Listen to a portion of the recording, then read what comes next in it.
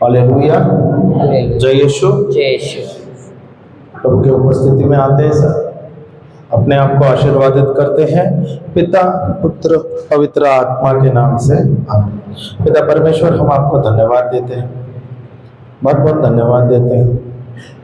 धन्यवाद देते हैं प्रभु ये 5 दिन का बिनती पास के लिए। धन्यवाद देते हैं प्रभु, आप हमें सिखा रहे हैं यहाँ पर आपके द्वारा, आपके वचनों के द्वारा जीवन कैसे जीना है। आपका वचन सत्य वचन है प्रभु, और जब हम आपके वचन लेते हैं और उसके अनुसार हम जीते हैं प्रभु, हर एक चीज़ों में हम विजय होते हैं प्रभु। यहाँ पर आए हैं ये जो भाई बहने यहाँ पर अपने जीवन में परिवर्तन लाने के लिए, एक नया जीवन बनाने के लिए प्रभु, आप उन्हें वचनों के द्वारा, बाइबल के वचन की गहराई बताते हैं और उसके अनुसार हमें जीने के लिए सिखाते हैं, ताकि हम जो भी सीख रहे हैं आपके द्वारा वे हम अपने जीवन में इस्तेमाल करते हैं, और उसके अनुसार जैसे हम जी रहे हैं प्रभु, हर एक चीज़ में हमें सफलता ही मिलती है। जैसे प्रभु आपने आदम को एक हवा दिया, एक लाइफ पार्टनर दिया, वैसे ही प्रभु यहाँ पर जो आए हुए बच्चे आपके हैं, उनके लिए आपने ही चुना है एक योग्य पार्टनर। हम में कोई ना कोई कमियां हैं प्रभु, पर हम आए हैं आपके पास सीखने के लिए, जानने के लिए, अपने जीवन में परिवर्तन लाने के लिए, ताकि यहाँ से जो हम जीवन जीने वाले हैं, जो कलीसिया आपने हमें दिया है बनाने के लिए, और जो कलीसिया हम बना रहे हैं, इसे हमें बढ़ाना है। और यहाँ का नींव प्रभु यीशु है, उसका शब्द है, और उसके द्वारा ही हमें बढ़ाने हैं। जैसे जैसे हम प्रभु पर, आपके वचनों पर निर्भर हो रहे प्रभु, आप हमें सही मार्ग दिखा रहे हैं। धन्यवाद देते हैं ईश्वर, धन्यवाद यीशु, धन्यवाद पवित्र आत्मा। हम सब प्रार्थना करते हैं प्रभु यीशु ख्रिस्त के नाम से, आमेन आमेन आमेन। हालेलुया हालेलुया हालेलुया। हम दोबारा जाते हैं उत्पत्ति का ग्रंथ, दूसरा अध्याय 24वां वचन।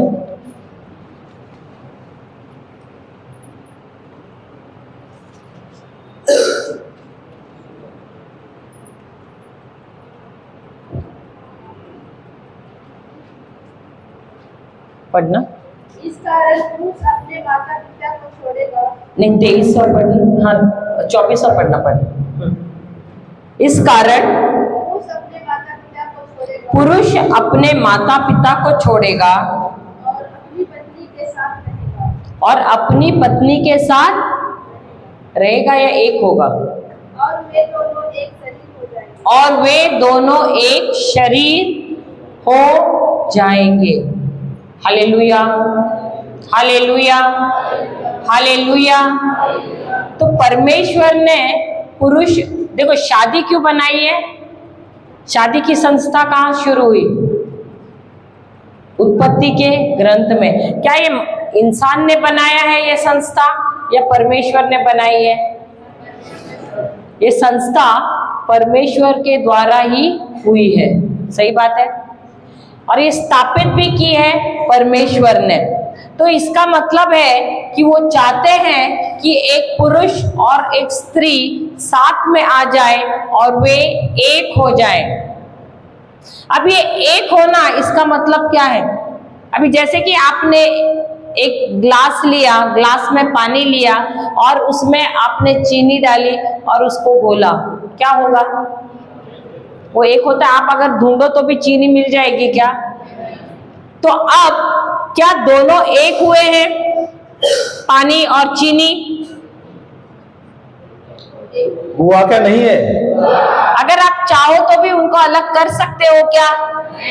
तो वैसा ही होता है, जब शादी होती है एक पुरुष और एक स्त्री के बीच में, दोनों भी एक हो जाते हैं और चाहो तो भी उनको अलग नहीं कर सकते। और ये संस्था बनाई है परमेश्वर ने खुद ने। हालेलुया। हालेलुया।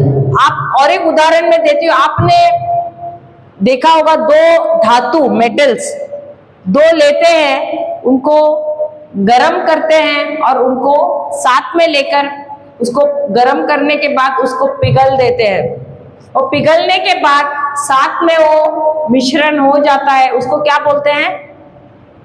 एलॉय, इस्पात ना, इस्पात बोलते हैं ना। दो मेटल्स है, दो धातु है, अगर आपको दोनों को मिला के एक बनाना है, आप क्या करते हैं? ऐसे ही रखेंगे तो एक हो जाता है क्या? उसको क्या करना पड़ता है? गर्म करना पड़ता है, उसको पिघालना पड़ता है और फिर साथ में मिलाना पड़ता है, वो एक हो जाते हैं, एक मिश्रण। फिर वो एक मिश्रण होने के बाद वो क्या हो जाता है? एक इस्पात हो जाता है। आप चाहो तो भी उसको अलग कर सकते हो क्या? नहीं कर सकते हो। उसी प्रकार होता है शादी। एक पति और पत्नी जब एक होते हैं, भले शारीरिक रूप में देखने से लगता है कि अलग है, लेकिन उनकी आत्मा जुड़ी हुई है किसके साथ? परमेश्वर के आत्मा के साथ, जिसको कभी भी अलग नहीं कर सकते हैं।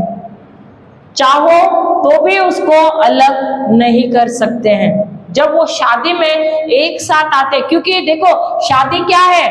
एक करारनामा है, कॉन्ट्रैक्ट नहीं है। जैसे बिजनेस में दो व्यक्ति आते हैं, साथ में कॉन्ट्रैक्ट बनाते, पेपर पे लिखते हैं और दस्तखत करते हैं, लेकिन वो कॉन्ट्रैक्ट तोड़ भी सकते हैं। वो जो लिखाई है अभी बाद में कर दीजिए, जो दुरुस्त करना है, जो भी दुरुस्त करना है वो अभी बाद में ब्रेक 10:30 बजे कर देना, 10:30 बजे कर लीजिए, नहीं तो आप डिस्टर्ब हो जाओगे।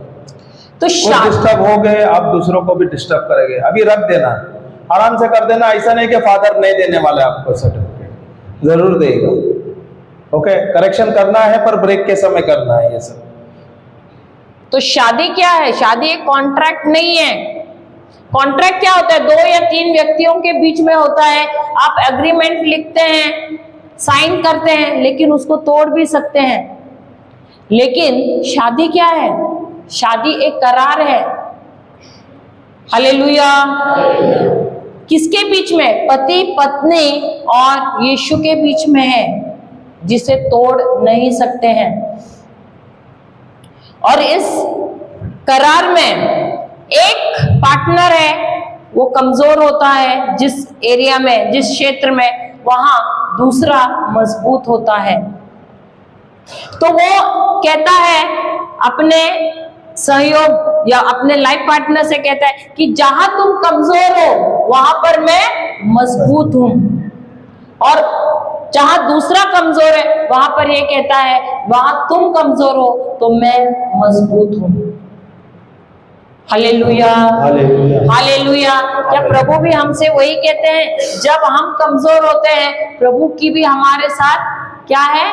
वाचा है, उनका कॉन्ट्रैक्ट, उनका करार है, जहां वो कहते हैं कि जहां तुम कमजोर हो वहां पर मैं मजबूत हूं और मैं तुम्हें मजबूत करता हूं। उसी प्रकार शादी में भी है। हमको एक दूसरे की कमजोरी पर उंगली नहीं उठाना है। भले हम सुधारते हैं, लेकिन हमको उंगली नहीं उठाना, अरे तुम तो ऐसे हो, तुम वैसे हो। अगर आप गलतियां ढूंढते बैठोगे एक दूसरे का, तो क्या आपका शादी टिकेगा? नहीं, जुड़ने से पहले ही बिखर जाएगा। Hallelujah, hallelujah. मैं आप लोग जो पुरुष भाई है उनसे भी मैं विनती करता हूं कि हम फिजिकली बहुत स्ट्रांग है, सही है। ऐसा फिजिकली इन लोग कमजोर नजर आते हैं, पर मैं आपको बताता हूं हमसे अधिक काम स्त्रियां करते हैं। आप मानते हैं क्या नहीं? मानते हैं क्या नहीं? अरे आपको मानना है, क्योंकि आप पर्टिकुलर एक प्रकार के काम करते हैं, उसमें आप माहिर है। अगर आप होते आप खेती बाड़ी करते हो तो खेती बाड़ी में आप माहिर है, सही है। हालेलुया, हालेलुया। पर आप देखोगे ये जो स्त्री है, हमारे माताएं हैं, जो आपकी बीवी है या हमारे बहनें हैं, वो मल्टी टैलेंटेड है। स्पेशली जो बीवी है मल्टी टैलेंटेड होते हैं, क्योंकि ना केवल उसे अपनी घर गृहस्थी संभालना है, उसे अपने पति को रिझाना है, सही है, अपने बच्चों को संभालना है, अपने सास ससुर को देखभाल करना है, सही है, घर को संभालना है, अगर पति ने जो बजट दिया है उसको मैनेज करना है, खेत कल्याण में खेती बाड़ी में भी आपको मदद करना है। हालेलुया, हालेलुया। तो यहाँ पर जो पार्टनर प्रभु ने हमें दिया है वो बहुत ही लाभदायक है हमारे लिए। मैं तो मानता हूं हमारे लिए बहुत लाभदायक है। अगर मैं मेरा अपना अनुभव दे दूंगा, मैं संसार में बहुत ये था, सांसारिक ज्ञान मुझे बहुत था, दिन में मैं 2-3 न्यूज़पेपर पढ़ता था, तो सांसारिक ज्ञान मुझे बहुत था, मैं समझता था मैं बहुत ज्यादा होशियार हूं। पर जब मैं बाइबल के बारे में जानना सीखा तो मुझे कुछ नहीं आता था। Hallelujah, hallelujah. मैं मेरे समस्या में उलझ गया, बहुत समस्या आ गई मेरे जीवन में, पर मेरी बीवी जो थी वो प्रार्थना में थी, वो मजबूत थी और वो हर समय मेरे लिए एक ढाल के जैसे थी और मेरे हर कदम में वो मुझे लाभ लाने लगे, मुझे मदद करने लगे। इसलिए मैं जब कर्जा में था, जब शादी होने के तुरंत में ही मैं लाखों का कर्जा मुझे हुआ। Hallelujah, hallelujah. होता है अचानक कुछ ना कुछ अपने जीवन में समस्या आता है, सही है, पर उस समय में उसने छोड़ के नहीं गया, छोड़ के नहीं गई, वो साथ साथ रही।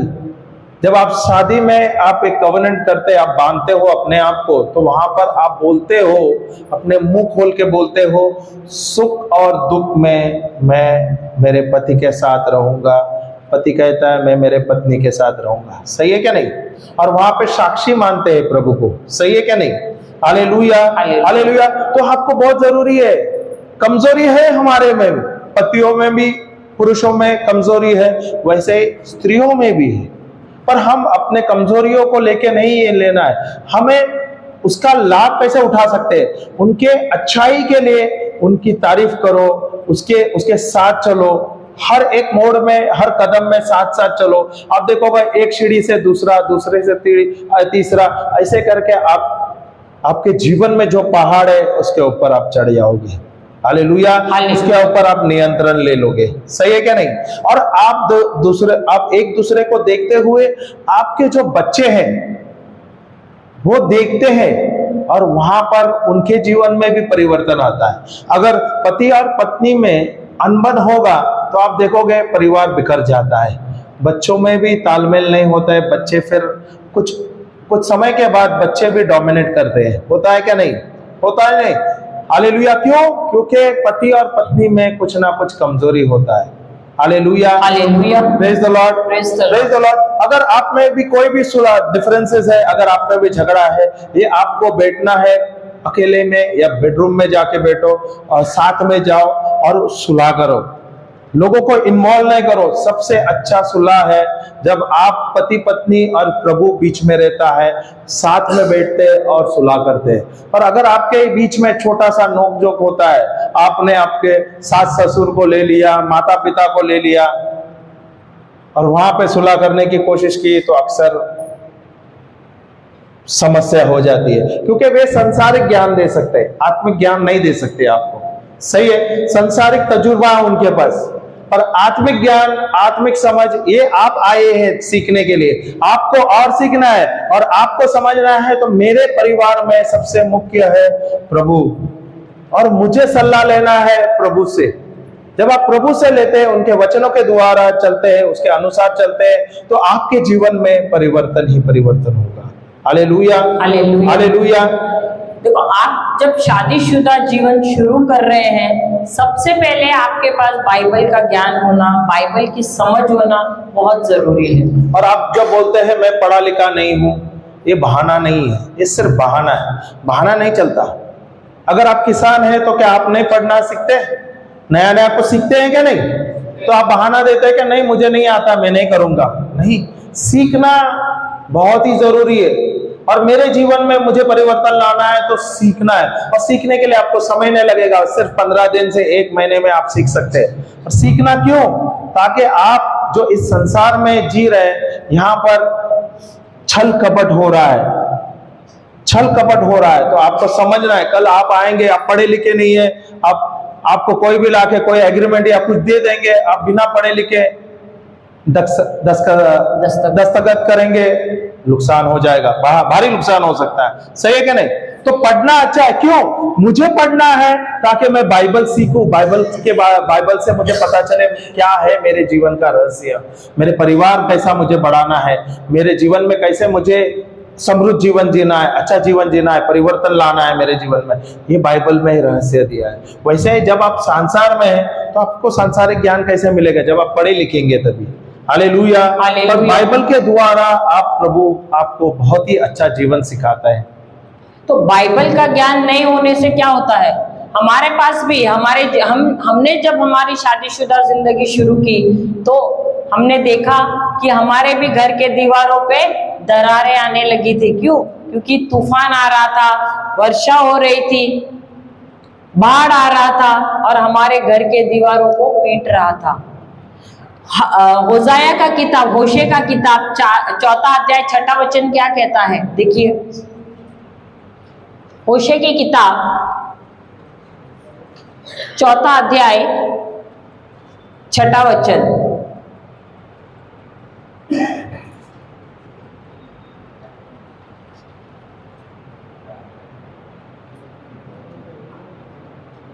आप पढ़ लीजिए, आया लिखा मिला आपको? पीछे है, पीछे आगे नहीं है, पीछे है। पीछे यानी पुराने नियम में पीछे आ रहा है।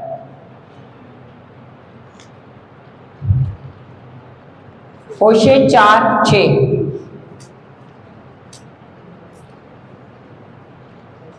दनियल का पुस्तक है, उसके बाद है, नबी दनियल का पुस्तक के बाद है।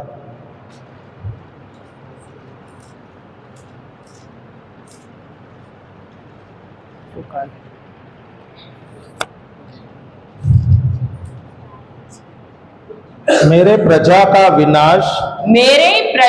विनाश हुआ क्योंकि उनके पास कोई ज्ञान नहीं था। उनके पास क्या नहीं था?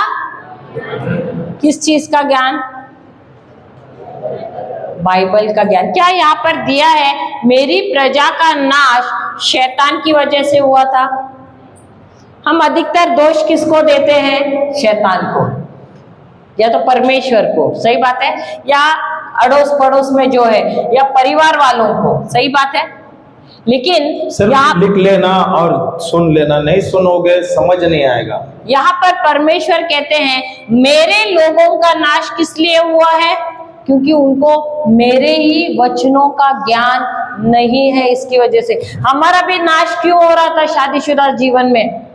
एक के बाद एक समस्या आ रही थी। किस लिए? क्योंकि हमारे पास भी वचनों का ज्ञान नहीं था, वचन की समझ नहीं थी। आप एक नए संस्कार में प्रवेश कर रहे हैं, शादी के संस्कार में, और ये जो संस्था है ये परमेश्वर ने खुद ने बनाई है। और अगर परमेश्वर ने खुद स्थापित की है तो वो ये चाहते हैं कि हमको उनके वचनों का ज्ञान होना चाहिए। क्योंकि समस्या तो आएंगी और जरूर आएंगी, लेकिन जब समस्याएं आती है तब हम उसका जवाब देते हैं कैसे? वचन के द्वारा, या हम प्रतिक्रिया करते हैं संसार के लोगों का सलाह लेकर? क्या करते हैं हम? अधिकतर हम क्या करते हैं? अधिकतर हम क्या करते हैं? वो भी सांसारिक लोगों का सलाह कौन?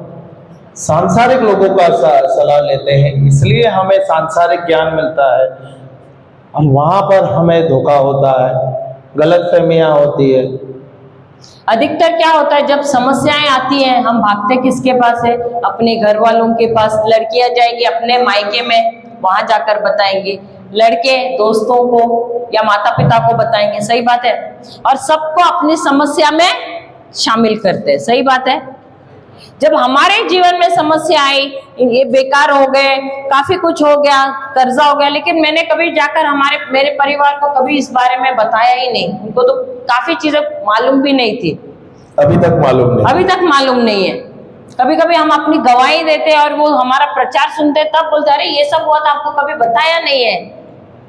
लेकिन हम अधिकतर क्या करते हैं, छोटी छोटी बातें जाकर अपने परिवार वालों को बताते हैं, अपने सहेलियों को, अपने दोस्तों को बताते हैं और उनको शामिल करते हैं अपने समस्याओं में। ये क्यों होता है? क्योंकि हमारे पास वचन का ज्ञान नहीं है। हम चाहते हैं कि लोग हमको सहानुभूति दे, हमको सलाह दे, हमारे समस्या में शामिल हो जाए। अक्सर हम सहानुभूति के लिए हम अपना समस्या बांटते हैं, सही है क्या नहीं? होता है क्या नहीं? आप जितना समस्या बांटोगे उतना ही आपके जीवन में समस्या बढ़ेगी। जैसे मैं अभी माइक ले रहा हूं और मैं बोल रहा हूं तो मेरा आवाज फैल रहा है क्या नहीं? मैं ऐसा बोला तो मेरा आवाज यहाँ ही जा रहा है, इस हॉल के अंदर ही आता है। और मैं अभी माइक लेता हूं और बोलता हूं तो क्या हो रहा है? आवाज फैल रहा है क्या नहीं? हालेलुया, आवाज फैलता है। वैसे ही जब मैं अपना मुंह खोलता हूं और समस्या के बारे में बोलता हूं तो समस्या फैलती है। हालेलुया, हालेलुया। तो यहाँ पर वचन क्या कहता है? मेरे लोगों का, परमेश्वर कह रहे हैं मेरे लोगों का नाश क्यों हो रहा है? क्योंकि वचनों का ज्ञान नहीं है। और अगर आप शादीशुदा जीवन शुरू कर रहे हैं तो अधिक जरूरी है कि आप बाइबल को सीखना शुरू करो। हमने हमारा चैनल का भी आपको बताया है, अल्फा मिनिस्ट्री है, आप रोज वहां पर जाकर आप सुन सकते हैं प्रचार, अगर आपको अपने आध्यात्मिक जीवन में बढ़ना है तो। आप दिन भर सुन सकते हैं घर पर, आपके पास तो मोबाइल है, आजकल सबके पास मोबाइल है, सही है ना?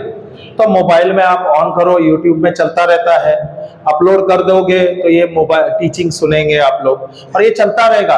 जब आप प्रभु का प्रवचन या प्रभु का शब्द आप सुनते हैं, अपने घर में चलाते हैं, तो क्या होता है? प्रभु का शब्द जब सुनते हैं वहां पर स्वर्गदूत रहते हैं। सुन लेना ध्यान से, जब जहां पर प्रभु का शब्द सुना जाता है वहां पर स्वर्गदूत होता है। और जब स्वर्गदूत ईश्वर का शब्द सुनते हैं वो तुरंत काम के लिए लग जाते हैं, वो काम करने शुरू करते हैं। अगर आपके घर में, आपके घर आंगन में, आपके परिवार में कोई समस्या है, जब आप प्रभु के शब्द लेते हैं, सुनते हैं और उसका घोषणा करते हैं, उसके अनुसार कार्य करते हैं, जो शब्द आपके मुख से निकलता है तुरंत ही स्वर्गदूत सुनता है और कार्य में लगता है। हालेलुया, हालेलुया। इसलिए आपको घर पर शब्द सुनना और वचन लगाना या ये टीचिंग्स लगाना बहुत जरूरी है। ये आपके लिए बहुत ज्यादा लाभदायक है। आपने कभी नारियल का पेड़ देखा है क्या नहीं? कितने लोगों के पास नारियल का पेड़ है? हालेलुया, हालेलुया। यहाँ पर बहुत कम है, पर आप जब भी समुद्र के किनारे आप देखोगे तो नारियल का पेड़ बहुत है। अभी मुझे अनुभव नारियल के पेड़ क्या है, मेरे पास, हमारे पास वसई में जगह है समुद्र के किनारे, वहां पे नारियल का पेड़ हम लगाए हैं, 6-7 पेड़ लगाए हैं। और अभी हम अक्सर रहते नहीं है क्योंकि हम प्रचार करने के लिए जाते हैं, वो मेरा दूसरा घर है, हम रहते हैं अंधेरी में। तो वहां पर हमने नारियल का पेड़ लगाए और अभी वो पेड़ कम से कम तकरीबन 10 साल के अधिक हो गए।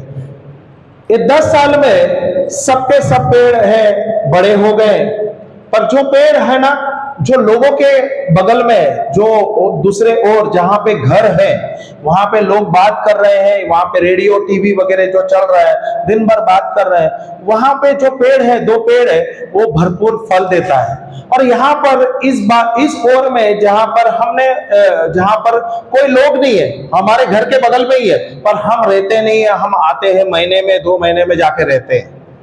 तो वहां पर जो पास में जो लोग हैं, उनके वहां पर जो लोगों का आवाज है, लोगों से बातचीत होता है, उस ओर में वो जो पेड़ है वो फल दे रहे हैं, और यहाँ पर इस ओर में पेड़ है वो फल नहीं दे रहे हैं। खाद भी हम वही डाल रहे हैं, पानी भी दिया जाता है, उसका देखभाल भी किया जाता है।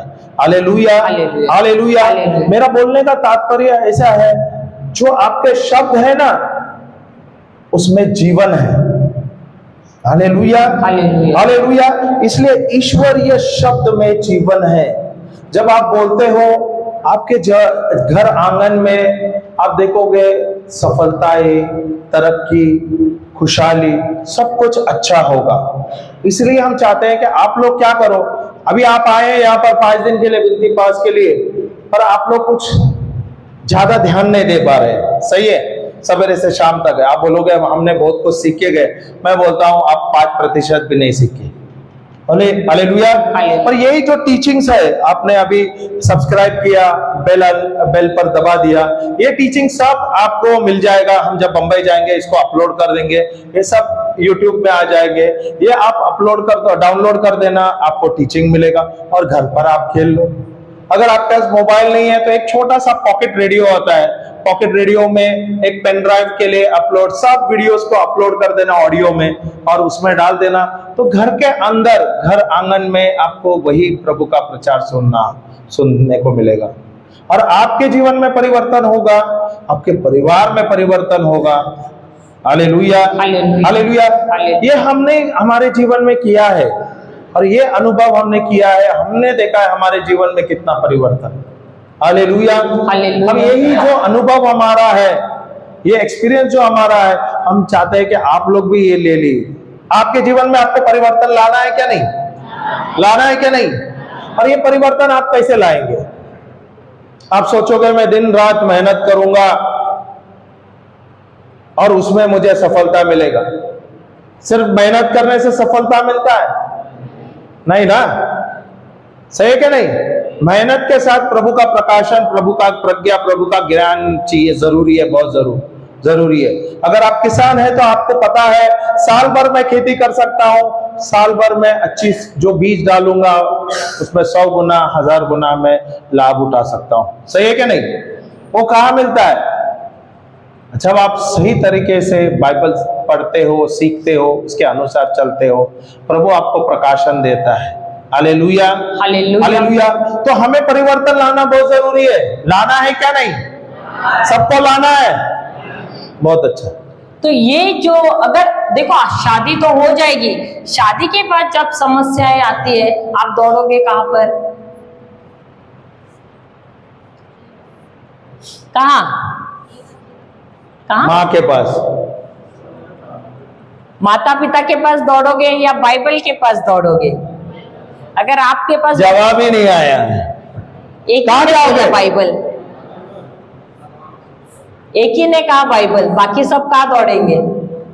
दोस्ती है, फादर के पास आएंगे, वकील के पास जाओगे, कहां जाओगे? काउंसलर के पास जाओगे काउंसिल करने के लिए। ऐसे ही होगा ना? क्या आपको आपके जीवन में परिवर्तन लाना है क्या नहीं लाना है? अच्छा जीवन चाहिए क्या नहीं चाहिए? आपके जीवन में लाभ लाना है क्या नहीं लाना है? सुख शांति का जीवन चाहिए क्या नहीं? आप चाहते हैं कि आपके बच्चे भी अच्छे हो जाना चाहिए ना, परिवार भी फैलना चाहिए। Hallelujah, hallelujah. और ये कैसा होगा? जब मुझे कुछ समझ नहीं है, मैंने कभी प्रभु का ज्ञान नहीं लिया, प्रभु के साथ समय बिताया नहीं, बाइबल लिया ही नहीं, सीखा ही नहीं, सीखने की कोशिश ही नहीं की, तो होगा? तो जब हमारे जीवन में समस्याएं आती है तो हमको जाना कहाँ है? जाना है बाइबल के पास, क्योंकि बाइबल में हमारे हर एक समस्या का तोड़ है। हालेलुया, हालेलुया, हालेलुया। क्योंकि अगर हम सांसारिक लोगों के पास गए, हमारे माता पिता के भी पास गए, तो हमको वे सांसारिक सलाह ही देंगे। और इसीलिए जब समस्याएं आती है हमको जाना है बाइबल के पास, क्योंकि बाइबल में हर एक समस्या का जवाब है हमारे पास, हमको दिया गया है। लेकिन अगर हमारे पास वही ज्ञान नहीं है, वही समझ नहीं है, तो हम भागेंगे क्या बाइबल की तरफ, या हम जाएंगे सांसारिक लोगों के पास? बाइबल के पास जाओगे? अगर ज्ञान ही नहीं है तो जाओगे? नहीं जाओगे। हालेलुया। तो सबसे अधिक हमको बाइबल से ज्ञान लेना है, बाइबल की समझ लेनी है, क्योंकि हमारे जीवन में भी हमने देखा दरारें आ रही थी, तकलीफें आ रही थी, समस्याएं आ रही थी, तूफान आ रहे थे, और जब तक बाइबल का समझ नहीं लिया, वो तूफाने हमको बोल रहे ना ऐसे गिरा रहे थे, लेकिन जब हमको वचन मिला, उस वचन के द्वारा हम स्थिर रहे। अब भी ऐसे नहीं कि हमारे जीवन में समस्याएं नहीं है, अभी भी समस्याएं हैं, लेकिन अब हम डगमगाते नहीं है। क्यों? क्योंकि अब ये वचन हमारे पास है। हमको मालूम है प्रभु का जवाब क्या है हर एक समस्या के लिए, और यही लेकर प्रतिज्ञा प्रभु की हम लेकर खड़े रहते हैं, क्योंकि ये प्रभु की प्रतिज्ञा है, इंसान की नहीं है। और इसीलिए वचन को जानना अधिक जरूरी है। आज शायद आपको इसकी कीमत नहीं समझ में आ रही है, हमको भी नहीं समझ में आ रही थी, क्योंकि ज्ञान नहीं था, समझ नहीं थी। लेकिन जिस दिन समस्या आई, हम हिलने लगे। लेकिन प्रभु की दया, उनका प्रेम, उनके अनुग्रह की वजह से प्रभु ने हमारे जीवन में ऐसे व्यक्ति को भेजा जिसने हमको सही जगह पे भेजा, जहां पर प्रभु का वचन कैसे हमारे जीवन में हम इस्तेमाल करें, इसका ज्ञान हमें मिला, इसकी समझ हमें मिली, और तब से हमारा शुरू हुआ सफर सही दिशा में चलने का। एक उदाहरण देना चाहता हूं। आप लोग सब किसान हैं, सही है? भी आपके आंगन में बहुतों के पास आम का पेड़ है। आपके यहाँ पर, आपके जमीन पे आम का पेड़ तो रहेगा, तकरीबन सबके पास है, सही है क्या नहीं? हालेलुया। अभी ये पेड़ आपने रखा, डाल दिया, इसका बीज डाला, उसके ऊपर खाद डाला, आपने पानी डाल रहे हैं, बढ़ गया, ये 8-10 साल हो गया। 10 साल के बाद ये फल देना शुरू कर दिया, सही है क्या नहीं? हालेलुया। और ये आपके लिए बहुत प्रिय पेड़ है, क्योंकि आप उससे बहुत प्रेम करते हैं। अभी इस साल वो फल देने का शुरू करे, उसके क्या हुआ? फूल आने शुरू कर दिया, सही है? फूल आ गया। कभी आता है फूल? दिसंबर जनवरी में आता है, सही है?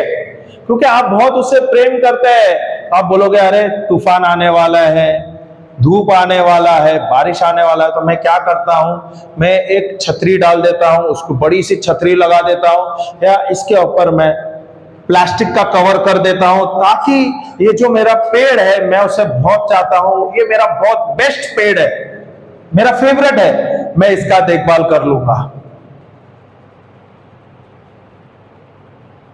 आप लोग करोगे ऐसा? इसका ऊपर कवर कर दोगे? कवर करोगे? प्लास्टिक चढ़ाओगे? छतरी डाल दोगे? क्यों नहीं डालोगे? क्यों नहीं डालोगे? क्यों नहीं डालोगे? अरे आप बहुत प्रेम करते हैं ना,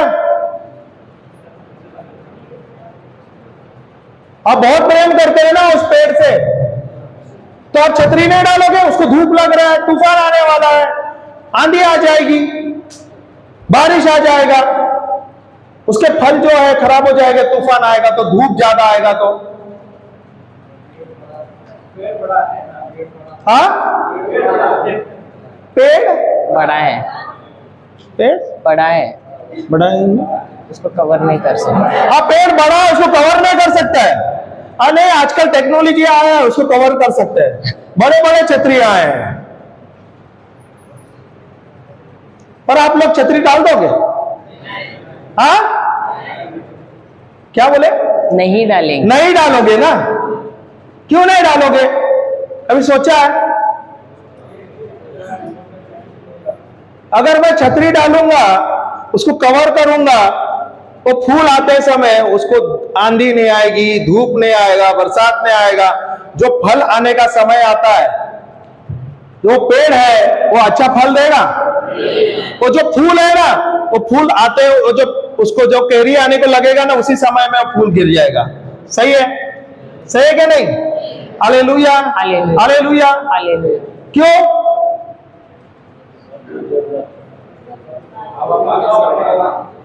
क्योंकि उसको हम और प्रोटेक्ट करते हैं, सही है?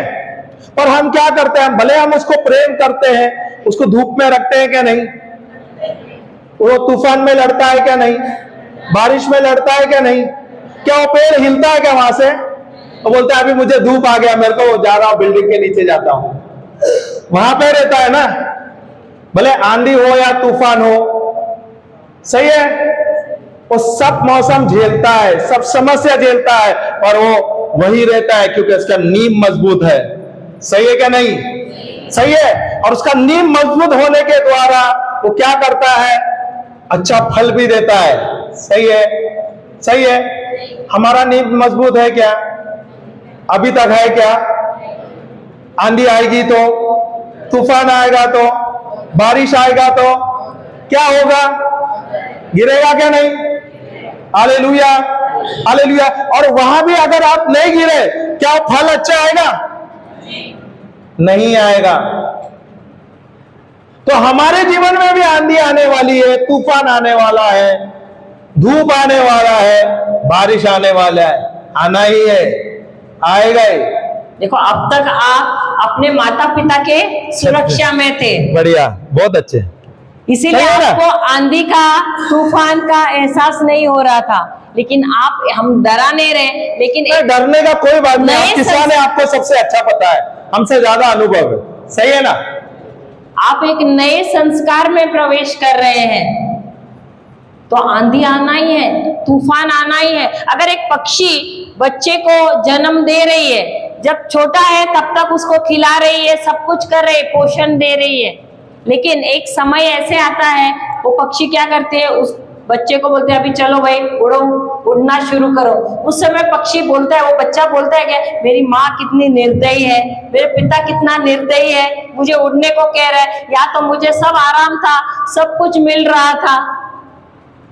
अब तक सब आराम से मिल रहा था क्या नहीं? सब अच्छा था क्या नहीं?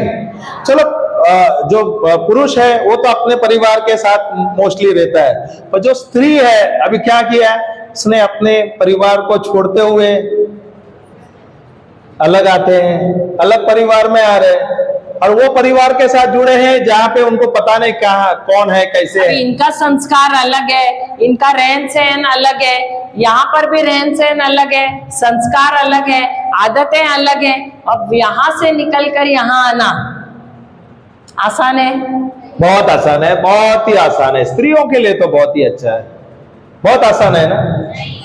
नहीं है? फिर भी आपने निर्णय ले लिया, मानना पड़ेगा। हालेलुया। क्यों निर्णय लिया आपने? ऐसे ही माता पिता ने कहा इसलिए? नहीं नहीं, आपका तो, बहुत लोगों का तो लव मैरिज है। मैं तो बहुत प्रेम करती हूं, मेरे प्रेम से मेरे पति को बदल दूंगा, बदल दूंगी, उसके परिवार को बदल दूंगी। कौन सा सांसारिक प्रेम से बदल जाएंगे? पिट जाओगे। हालेलुया, हालेलुया, हालेलुया। पक्षी का उदाहरण उन्होंने दिया, बहुत ही अच्छा उदाहरण है। ये आपको भी समझना है। हम जब अपने परिवार हो जाते हैं, हमारे जब बच्चे होते हैं, तो हम अपने बच्चों को अपने पंखों के नीचे रखते हैं। बच्चे जब छोटे हैं, उनको अपने पंखों के साथ बोले तो हमें उनको सिखाना, पढ़ाना, सब कुछ अच्छा तालीम देना। सांसारिक तालीम तो हम देते हैं, पर वो बच्चे हैं ईश्वर के बच्चे, और ईश्वर का वरदान है। तो हमें तालीम किसका देना चाहिए? उनको ज्ञान किसका देना चाहिए? सांसारिक क्या आत्मिक? आप खुद ही आत्मिक ज्ञान नहीं है आपके पास, आपने नहीं सीखा, आपने अनुभव नहीं किया, क्या आप दे पाओगे? क्योंकि हमारे माता पिता को ज्ञान नहीं था, समझ नहीं था, उन्होंने हमें सांसारिक ज्ञान दे दिया, समझ दिया, हमें पढ़ाई लिखने को बोले, अच्छी बात है, पर हम जो ईश्वर के बच्चे हैं, हमें ध्यान किधर का होना चाहिए? उसके राज्य का, उसके धार्मिकता का, उसके प्रेम के बारे में। तो हमें सबसे पहले अपने बच्चों को ईश्वर का ज्ञान देना चाहिए। अगर आपको आपके परिवार में, आपके बच्चों में परिवर्तन चाहिए, बच्चे प्रेमल होना चाहिए, आपका परिवार सुख शांति में रहना चाहिए, तो आपको बाइबल लेना है, पढ़ना है, वचन लेना है, वचन के अनुसार चलना है, उसका घोषणा करना है। हालेलुया, हालेलुया, हालेलुया, हालेलुया। ये तो कुछ अलग सुन रहे हैं। आप सोचे शादी तो करना है, चलो अभी शादी करेंगे, बच्चे पैदा करेंगे, चलेगा जीवन, जीवन तो चलेगा, ऐसा नहीं कि जीवन रुकने वाला नहीं, जीवन चलता रहेगा। पर कैसा जीवन आप चाहते हैं? अच्छा जीवन चाहिए क्या हर मोड़ पे बड़ा बड़ा सा पहाड़ अपने जीवन में चाहिए? अच्छा जीवन चाहिए, सही है कि नहीं? आप सोचो हर मोड़ पे एक पहाड़ आ गया तो कैसा होगा आपका जीवन? पहाड़ साफ करते करते उम्र बीत जाएगी, सही है ना? और हमें अगर अच्छा जीवन चाहिए, अपने परिवार अच्छी तरीके से जीना चाहिए, तो हमें ये जो पशु पक्षी है ना, उनका बहुत अच्छा उदाहरण है।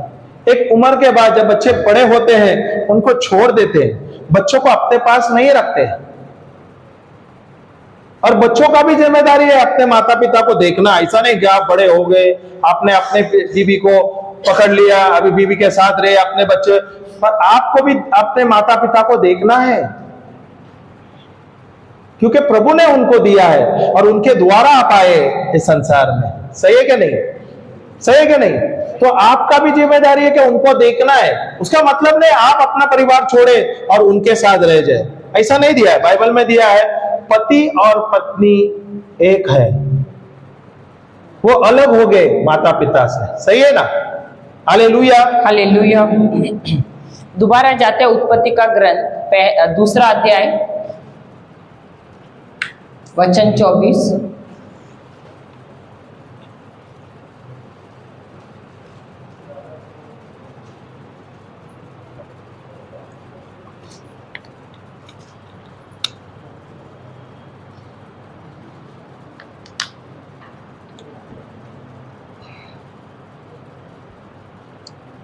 पढ़ना।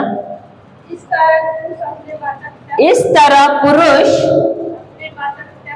अपने माता पिता को छोड़ेगा और अपनी पत्नी के साथ रहेगा, फिर और वे दोनों एक शरीर हो जाएंगे। तो अधिकतर हमारी समझ क्या है, हमारी सोच क्या है? शादी पति पत्नी के साथ क्या है? एक रिश्ता है, सही बात है, हाँ या नहीं? अब तक यही सोच रहे थे ना? क्या यही हम सोच रहे थे कि ये जो संबंध है सिर्फ एक पति और पत्नी का है, सही बात है। और इसीलिए हम एक दूसरे की खामी देख रहे हैं, एक दूसरे की कमजोरी देखते हैं, सही बात है, हाँ या नहीं? और इसीलिए अब समझिए, सुबह आदत आपने देखा बहुत प्रेमल है, लेकिन थोड़े देर में गुस्सा आ रहा है, तो क्योंकि उनको गुस्सा आ रहा है हमको भी गुस्सा आ रहा है। क्या सुबह से शाम तक वो व्यक्ति एक समान रहता है? उसकी आदत एक जैसी होती है कि बदलती रहती है? तो जब हम सोचते हैं कि हमारी शादी एक दूसरे के साथ का संबंध है, तब हम क्या करते हैं? हमारा ध्यान होता है एक दूसरे के ऊपर। लेकिन शादी हमारी एक दूसरे के साथ नहीं है। शादी क्या है? हमारी शादी एक संस्था के साथ है। और वो हमारी शादी क्या है? किसके साथ है? एक संस्था के साथ है जो परमेश्वर ने बनाई है। तो हमारी शादी के बीच में कौन है? खुद प्रभु यीशु है, जो संस्था का फाउंडर है, जिसने ये संस्था स्थापित की है। तो जब हमारा पार्टनर है, हमारा जोड़ीदार अगर कुछ गलती करता है और हमारा ध्यान उस पे जाता है, हमारे बीच में कौन है? प्रभु यीशु है। तो जब मेरा ध्यान उसकी तरफ जाता है, तब मैं सबसे पहले किसको देख रही हूँ? प्रभु यीशु को देख रही हूँ। क्या प्रभु यीशु में कोई खामी है? कोई कमजोरी है? कोई गलतियां करते हैं? क्या वो एकदम परफेक्ट है? क्या मेरा जोड़ीदार परफेक्ट है? नहीं है। तो क्योंकि अब मुझे समझ में आया है कि मेरी शादी सिर्फ इनके साथ नहीं है, लेकिन इसमें शामिल कौन है? खुद प्रभु यीशु। तो हमारा ध्यान अब एक दूसरे के ऊपर, एक दूसरे की गलतियों पर नहीं है, अब हमारा ध्यान किन पर है? यीशु पर है। और इसलिए अब हमारी शादी क्यों अच्छी हो रही है? क्योंकि हमारा ध्यान अब एक दूसरे की गलती पर नहीं है, हमारा ध्यान उस परफेक्ट व्यक्ति के ऊपर है जो है प्रभु यीशु, जो हमारे बीच में शामिल है। हालेलुया। देखो, जब हमारा ध्यान है या हमारी समझ ये है कि हमारी शादी सिर्फ एक दूसरे के साथ है, तो ये टूटने का चांस होता है। दोबारा बोलो, जब हमारा ध्यान ये है कि हम दोनों की शादी है जिसमें तीसरा कोई नहीं है, तो इसमें टूटने का चांस होता है। लेकिन जब हम ये विश्वास करते कि हम दोनों के शादी के बीच में खुद प्रभु यीशु शामिल है, तो अब ये क्या हुआ है? एक अटूट बंधन में बंध गया है। हमारी आत्मा के साथ प्रभु यीशु का आत्मा जुड़ गया है। जिस प्रकार दो धातु उसको गर्म करते हैं, उसको पिघल देते हैं और वो बन जाता है इस्पात, उसी प्रकार हमारा आत्मा प्रभु यीशु के आत्मा के साथ इस कदर जुड़ जाता है कि अब उसको अलग नहीं किया जा सकता है। देखो, आपने शायद एक दूसरे को इसलिए पसंद किया, ये दिखने में अच्छा है, इसके पास अच्छी खेती बाड़ी है, ये बहुत अच्छी पढ़ी लिखी है, इसके पास अच्छी नौकरी है, सुंदर है, अच्छा फिगर है, ये भी अच्छा दिख रहा है, घने बाल है, अच्छा लग रहा, अच्छा पोजीशन पे है, बंगला है, गाड़ी है, ये देख के शादी किया है। लेकिन ये सब क्या हमेशा के लिए रह सकता है? नहीं। शायद शादी आज हुई, एक महीने के बाद आपका पूरा पोजीशन बदल सकता है कि नहीं, परिस्थिति बदल सकती है कि नहीं। जो हट्टा कट्टा दिख रहा है अचानक बीमार हो सकता है, होता है कि नहीं? एक उदाहरण दे दूं, आप लोग आपके गांव में मैं देखा बहुत सुंदर सुंदर घर है। अभी तो सीमेंट के से बंगले वगैरह आने लगे, घर बनने लगे, पर आपके जो घर है वो मिट्टी के घर अक्सर है यहाँ पर, और छोटे नहीं, बहुत बड़े बड़े महल जैसे महल है। मैं तो कभी कभी एक एक घर जाता हूं तो कम से कम 10-10, 15-15 रूम्स होते हैं। सही है क्या नहीं? हालेलुया, हालेलुया। तो ये घर है आपका, वो मिट्टी का बनाया हुआ होता है, और जो उसके जो छपरे हैं वो कौले जो है छप्पर का बना है। छप्पर है वो किसका बना है? मिट्टी का ही है, जा वो जो बनाया रहता है। हालेलुया। पर आप देखते हो, आप साल में हर साल आप देखते हो अप्रैल मई के समय में आप एकजुट होते हो और उसका मरम्मत करते हो। होता है क्या नहीं? होता है क्या नहीं? मैंने यहाँ पे बहुत देखा है, आप लोग एकजुट हो जाते हैं, आस पड़ोस के लोग भी आते हैं और मदद करते हैं और उसका मरम्मत करते हैं, उसका देखभाल करते हैं। पर जो मिट्टी का घर जो आपका है, वो मिट्टी का घर और सीमेंट का घर में जमीन आसमान का फर्क है क्या नहीं? बहुत फर्क है क्या नहीं? हालेलुया। आप देखोगे मिट्टी का घर बहुत ठंडा होता है, हर मौसम के लिए अच्छा लगता है। हालेलुया। और उसमें मेंटेनेंस बहुत है, हर बार उसको ध्यान देना है। सही है। पर वैसे सीमेंट का, आजकल सीमेंट का टेक्नोलॉजी जो आया है, एक बार आपने बना दिया 10, 15, 20 साल, 25 साल तक उसको छेड़ना नहीं है, कुछ नहीं है, बहुत कम मेंटेनेंस होता है। हालेलुया, हालेलुया, प्रेज द लॉर्ड। पर आप जो मिट्टी का घर है, हर बार अगर कुछ गलतियां हुआ, हर कुछ हुआ, कुछ कमी हो या तूफान आ गया, वो जो ऊपर के जो छपरा है वो उड़ जाता है, आप क्या करते हैं? उसको ऐसे छोड़ देते हैं? छोड़ देते हैं क्या? बोला नहीं, जाने दो, इस साल मैं नहीं करूंगा, ऐसे ही रख दूंगा। तुरंत में आप उसको काम पे लगा देते हैं, उसके बाद छपरा को रिपेयर कर देते हैं। जो दीवार है, बारिश के समय में पानी ज्यादा आने से दीवार पानी हो जाता है क्योंकि मिट्टी का है। सही है। फिर उसका रिपेयर करते हैं। Hallelujah, hallelujah. और मैंने देखा आप लोग बहुत सुंदर तरीके से, स्पेशली जो हमारे बहनें हैं, और मिट्टी का घर बहुत अच्छा है, आपका आंगन भी बहुत अच्छा है। मैं बोलूं सीमेंट के घर से अच्छा भी सुंदर आप लोग जो घर बनाते हैं। Hallelujah, hallelujah. वो आप ऐसे ऐसे करके कर देते हैं और हो गया का घर, क्या बहुत प्रेम से उसको सजाते हैं। मैंने देखा उसका दीवार को भी आपने और कुछ अच्छे अच्छे डिजाइन बना देते हैं। पता नहीं किससे बनाते हैं, झाड़ू से या किससे, कुछ पता नहीं आप क्या सामान लेते हैं, इस द्वारा आप उसके डिजाइन बनाते हैं, आंगन में डिजाइन बनाते हैं, और वो एक ही बार बनाते हैं कि वो बार बार बनाते हैं। ताकि वो सुंदर दिखे। उसका मतलब आप उसका सजावट करते हैं, सही है क्या नहीं? हालेलुया, हालेलुया। हालेलुया। तो मेरे जीवन में मुझे प्रभु जो मेरे साथ जुड़ा है, तो मेरे जीवन को मुझे सुंदर बनाना चाहिए क्या नहीं? मेरे परिवार में सुंदर बनाना चाहिए क्या नहीं? और ये कैसा होगा? ये कैसा होगा? जब मैं रोज लूंगा प्रभु का वचन, जब उसका घोषणा करूंगा, उस पर मनन चिंतन करूंगा और उसके अनुसार मैं कार्य करूंगा, मेरे जीवन में जो रिपेयर होता है, मेरे जीवन में जो परिवर्तन होता है, इसमें मैं सजावट लाता हूं और बहुत अच्छा सुंदरता लाता हूं और मैं सुंदर बना देता हूं अपने घर को। सही है क्या नहीं? हालेलुया, हालेलुया, हालेलुया। हालेलुया। वैसे मुझे वचन लेना है, सीखना है, उसकी घोषणा करना है, उसके ऊपर मनन चिंतन करना है और उसके अनुसार मुझे जीवन चलना है मेरा। हालेलुया। मुझे याद आता है एक गवाही, हम लोग दिल्ली गए थे, वहां पर किसी ने हमको घर पे बुलाया और वो एक क्रिस्ती था, लेकिन उसने शादी की थी एक अविश्वासी के साथ। तो जब शुरुआत में उनकी शादी हुई, वो थोड़ा सा लड़का तो काफी अमीर था, बिजनेस था उनका, और कुछ तो उनका फंक्शन था, तो वहां पर गए और कुछ नाच रहे थे, ये सब पता नहीं क्या हुआ, अचानक उनकी बीवी को कुछ झटका लगा और उसकी वजह से स्ट्रोक आने से वो पूरी एकदम बोलते हैं ना खटिया पे आ गई, डैमेज हो गई, उसको होश है ना कुछ है, बात नहीं कर पा रही है और पूरी शादी होके 1 महीना भी नहीं हुआ है उनका।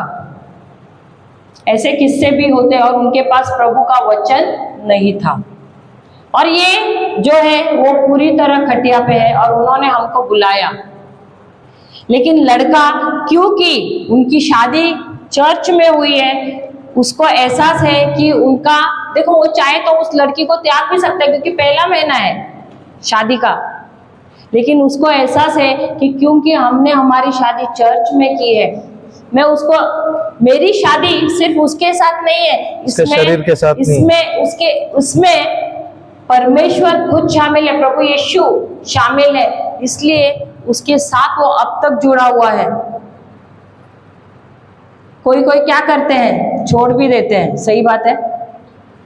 तो हमारी शादी एक दूसरे के साथ किस लिए? सिर्फ वो सुंदर है, अच्छा हुनर है, गाड़ी बंगला है, ये सब देखकर,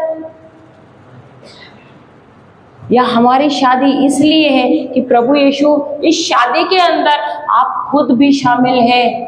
कल मेरे पति को या पत्नी को कुछ भी हुआ तो मेरा जवाब किसके लिए? मैं जवाब उसे नहीं दे रही हूं, मेरा जवाब प्रभु यीशु को मुझे देना है। समझ गए? कभी कभी हम हताश हो जाते हैं, अरे पी रहा है, रास्ते पे गिर रहा है, मुझे छोड़ना है, मुझे इसके साथ जीवन नहीं बिताना है, होता है कि नहीं? हम हताश हो जाते हैं, लेकिन उस समय हमारा जवाब उस व्यक्ति के लिए नहीं है, उस पति के लिए नहीं, मुझे देखना है प्रभु यीशु के पास, क्योंकि मेरी शादी सिर्फ मेरे इस पति के साथ नहीं है, उसके अंदर शामिल है प्रभु यीशु, हम दोनों के बीच में वो शामिल है। तो हर दिन हर घड़ी हमारा ध्यान किस पर रहना चाहिए? प्रभु यीशु के पास। हालेलुया। एक मिनट के लिए खड़े हो जाएंगे, स्तुति करेंगे प्रभु को। सब खड़े हो जाइए, खड़े हो जाइए, नींद आ रहा है।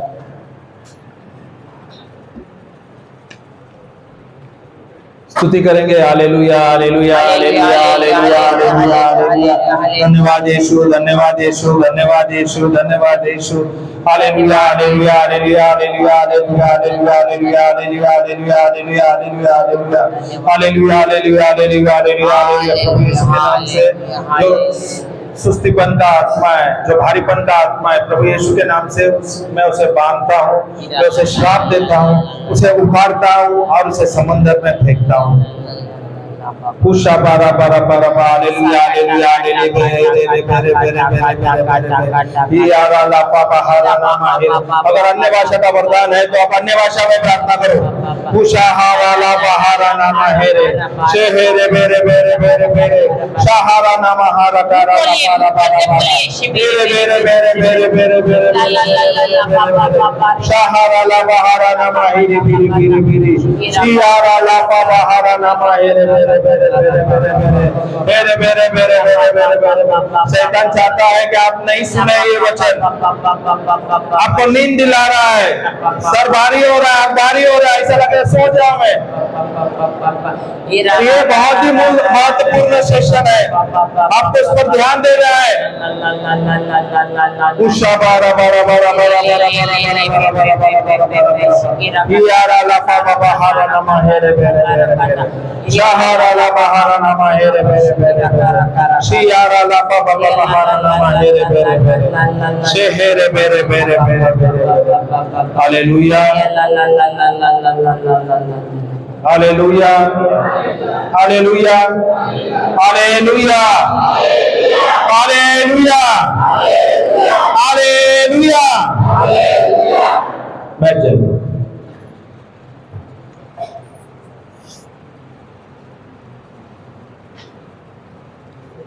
तो शादी में सबसे अधिक जरूरी क्या है? कमिटमेंट। कमिटमेंट को क्या बोलेंगे हिंदी में? प्रतिबद्धता।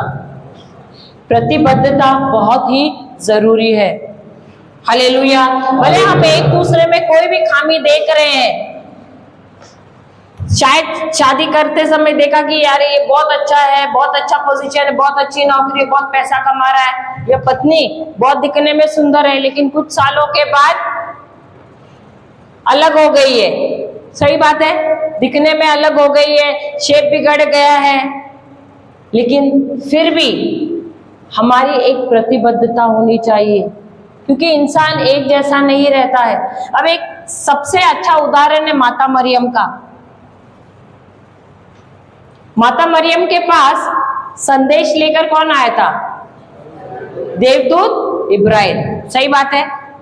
क्या परमेश्वर ने उस पर जोर जबरदस्ती की कि तुम्हें मेरे पुत्र की मां बनना है, या खुद अपने मर्जी से जब इब्राहिम दूत ने उनको संदेश दिया तो उन्होंने क्या किया? स्वीकार किया। और जब स्वीकार किया तब उन्होंने क्या किया? उस वचन को ग्रहण किया।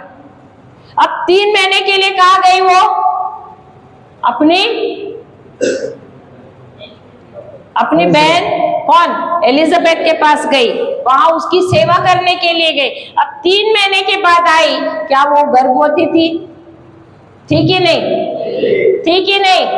अब उस समय शादी से पहले अगर कोई स्त्री गर्भवती होती है तो उसका हाल क्या होता है? क्या अंजाम होता है? क्या लोग पथराव करते हैं? पत्थर मार मार के उनको खत्म कर देते हैं? हाँ या नहीं?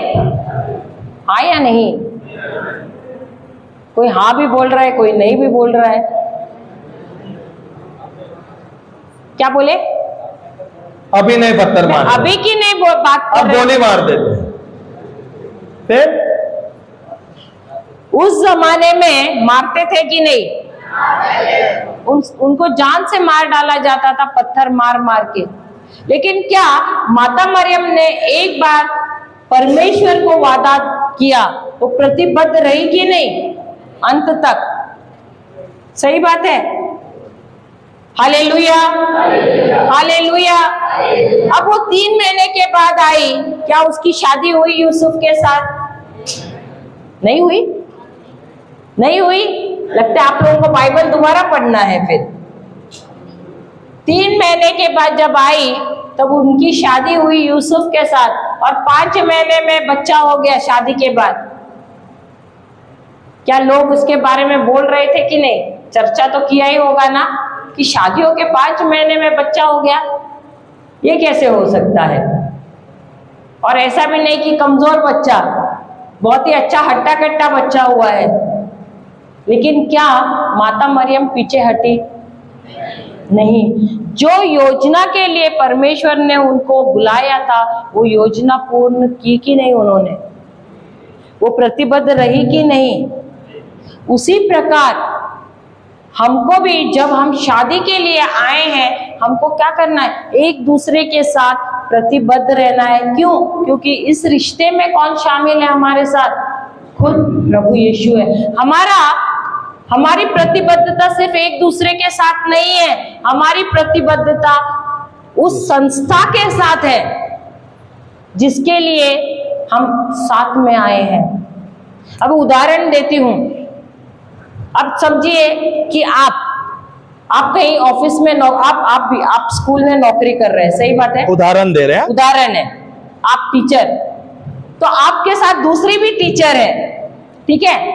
अब आपका उसके साथ कुछ अनबन हो गया, तो फिर आप घर पे आके, समझो आपकी शादी हो गई, आप अपने पति से बोलोगे मैं नौकरी छोड़ रहे, मैं इस्तीफा दे रही हूं क्योंकि मेरा उसके साथ नहीं जम रहा है, ऐसे करोगे क्या?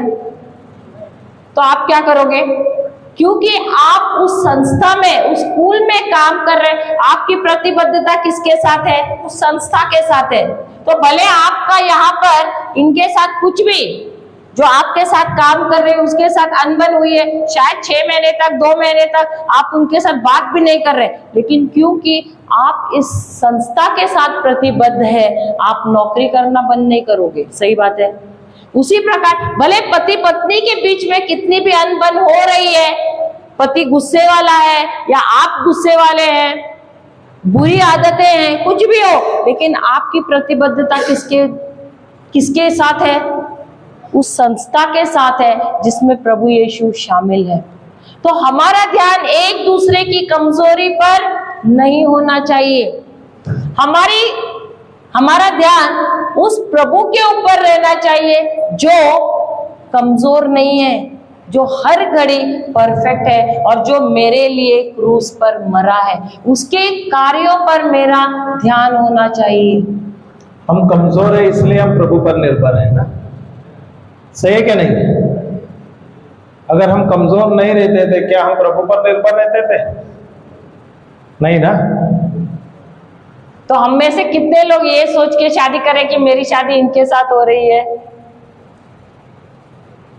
अब तक तो सोच रहे थे, अब तक तो सोच रहे थे, सही है ना? हाँ, क्योंकि ज्ञान नहीं था, समझ नहीं था, पर आज आपको पता चला।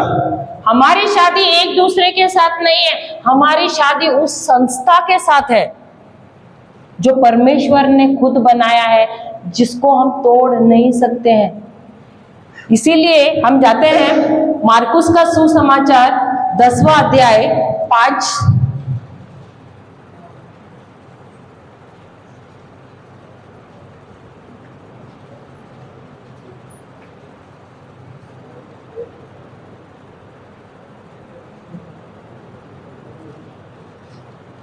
मार्कुस का सुसमाचार 10वां अध्याय।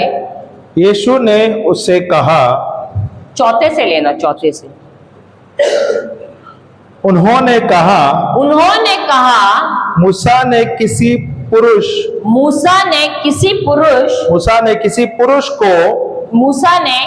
पुरुष को त्याग पत्र लिखकर पत्नी को त्यागने की अनुमति दी थी। हालेलुया। यीशु ने उससे कहा, मूसा ने तुम्हारे लिए यह आज्ञा इसलिए लिखी थी कि तुम्हें कुछ भी समझ में नहीं आ सकता। सृष्टि के प्रारंभ से ही परमेश्वर ने उन्हें पुरुष और स्त्री के रूप में रचा है। इसलिए एक पुरुष अपनी माता पिता को छोड़कर अपनी पत्नी के साथ रहेगा और वे दोनों एक तन हो दोनों एक तन हो जाएंगे। इसलिए वे दोनों इसलिए वे दोनों इसलिए वे दो नहीं रहते बल्कि एक तन हो जाते हैं। इसलिए जिससे परमेश्वर ने मिला दिया है जिसे परमेश्वर ने मिला दिया है उसे मनुष्य को अलग नहीं करना चाहिए। हालेलुया। हालेलुया। अब ये फरीसी लोग प्रभु यीशु से क्या सवाल पूछते हैं कि क्या हम अपने पत्नी को त्याग दे सकते हैं? क्या आपने अब कुछ साल पहले आपके दादा दादी को देखा होगा, सही बात है, हाँ या नहीं? उस समय तो दादा बहुत शरीफ थे, पीते भी नहीं थे, नहीं पीते थे ना, पीते थे ना, आकर दादी को पीटते भी थे पीकर, सही बात है। तो अक्सर ऐसा होता था ना, और दादी जाती थी कोर्ट में, वहां से नोटिस लेकर आती थी और उनको देती थी ना, ऐसा होता था क्या? या जो भी पीटते थे, कुछ भी लात मारते थे, कुछ भी करते थे, क्या वो सहती थी? घर से बाहर भेज देते थे उसको, कभी कभी तो घर के बाहर भी निकालते थे, पूरी रात वो शायद घर के बाहर भी काटती थी। क्या वो उठकर अपने घर जाती थी, मायके जाती थी? नहीं। क्यों? क्योंकि उसको बचपन से सिखाया गया था अपने माता पिता ने कि एक बार तेरी शादी हो गई तो मरे तक तुझे कहाँ रहना है? अपने ससुराल में, अपने पति के साथ ही रहना है, क्योंकि अब तुम उसके साथ ही जुड़ी हुई हो। हालेलुया। हालेलुया। ये जो है सिखाना चाहिए हमको अपने बच्चों को, अपने आप को भी कि कुछ भी समस्या आए, कुछ भी हो जाए, हमको अपने पति के घर ही रहना है। उसका मतलब नहीं कि अभी पति शराब पी के जाके बीवी को मारना है, ऐसा नहीं है। क्योंकि देखो, डिवोर्स या तलाक ये पुराने जमाने में नहीं था। अगर किसी ने ये नाम भी लिया, ये शब्द भी बोला, तो हम ऐसे अचंभित हो जाते थे, सही बात है, क्योंकि ये हम ऐसे लोगों को बहिष्कार करते थे उनका, क्योंकि हमारे लिए तलाक ये शब्द एकदम गैर कानूनी था। क्योंकि एक बार शादी हो गई तो, क्योंकि बाइबल कह रहा है कि पति पत्नी अब एक हो गए हैं, जिसको कोई भी अलग नहीं कर सकता है। तो ये बात हमको हमारे अंदर, हमारे हृदय में इसको गांठ बांध के रखनी है कि जब शादी होती है तो हमारी शादी सिर्फ पति या पत्नी के साथ नहीं है, हमारी शादी के बीच में प्रभु खुद शामिल है, जो हमको जोड़े रखता है। हमारी आत्मा उनकी आत्मा के साथ अब जुड़ गई है, जिसे कोई भी अलग नहीं कर सकता है। हालेलुया। हालेलुया। ये एक अटूट बंधन है। Praise the Lord. कभी कभी हम देखते हैं या तो घर वाले, खुद माता पिता भी गलत सलाह देते हैं, सही बात है, सही बात है। हम जाते हैं भजन संहिता पहला अध्याय पहला वचन। मुझे याद आता है हमारे गुरु ने एक हमको सच्ची घटना है, ये एक दंपति के बारे में हमको बताया था। ये दोनों भी जोड़ा जो है ना, लड़की यहाँ आपके कलीसिया में भी चर्च में भी होता होगा, गाने में आगे रहती है चर्च में मिस्सा के टाइम पे। तो ये लड़की भी गीत गाने में, और बहुत उसका आवाज बहुत सुंदर था, दिखने के लिए भी सुंदर, दिखने में सुंदर थी। लेकिन ये लड़की शहर की है, दोनों भी शहर के। तो ये लड़की एंग्लो इंडियन, मुझे मालूम है आप लोगों को पता है एंग्लो इंडियन सुना है, यानी माता या पिता, कोई एक पिता या माता भारत के हैं और एक होता है जर्मनी का, तो उनको एंग्लो इंडियन बोलते हैं। तो ये स्वभाव से कैसे रहते हैं? बहुत ही आजाद, स्वतंत्र बोलते हैं ना, मनस्थिति के रहते हैं। उनका माइंडसेट बहुत एकदम स्वतंत्र रहता है, और कपड़े भी ऐसे बोलते हैं मॉडर्न कपड़े पहनते हैं, दिखने के लिए भी बहुत सुंदर, और दिखने में सुंदर रहते हैं। और वो बहुत ही हंसमुख रहते हैं, उनको गीत गाने में और सब चीजों में आगे रहते हैं। तो ये लड़की ऐसी है रहती है, बहुत ही एकदम आजाद किस्म की है, आजाद ख्यालत की है। और ये लड़की की दोस्ती होती है एक ऐसे लड़के के साथ जो प्रचारक है। ये जाती है वहां पर चर्च में जाकर, जो मीसा के पहले हम लोग म्यूजिक मिनिस्ट्री होता है ना, प्रैक्टिस करना मीसा के साथ। क्वायर में थी और क्वायर में भाग लेती थी। हर एक मीसा के लिए जो भी ओकेजन होता था उसके लिए वो भाग लेती थी। और ये लड़का जो है ये प्रचारक है, और ये दोनों मिलते हैं, बातचीत करते हैं, दोस्ती हो जाती है, बहुत अच्छा संबंध हो जाता है। कुछ समय बाद अब ऐसे होता है, वो लड़की बस स्टॉप पे खड़ी थी। अब क्या होगा, लड़का बाइक लेके आएगा तो क्या बोलेगा, बस स्टॉप पे खड़ा, उसको देखकर खड़ा रहता है। अब क्या बोलेगा लड़का, क्या बोलेगा? क्या बोलेगा? आपको मालूम है, आपके गांव में नहीं होता ऐसे? नहीं, यहाँ पे गांव में लिफ्ट नहीं, सबके पास साइकिल है। नहीं, क्या बोलेगा लड़का? उसको क्या बोलेगा? क्या मैं लिफ्ट दे दूं, ऐसा बोलेगा क्या? नहीं, मैं आपको छोड़ दूं, आपके घर पर छोड़ू, ऐसा नहीं बोलेगा। तो बोलेगा क्या? नहीं बोलेगा। तो लड़की से पूछते क्या मैं तुम्हें अपने घर छोड़ दूं?